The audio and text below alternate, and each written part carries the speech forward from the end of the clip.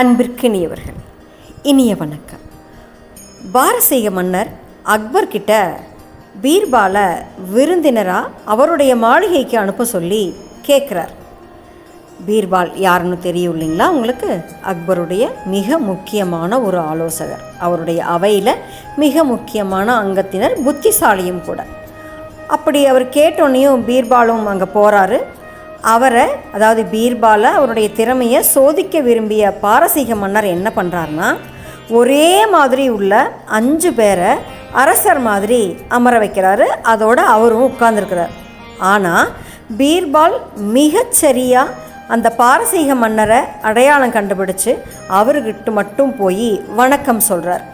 அந்த அரசருக்கு ரொம்ப ஆச்சரியம்.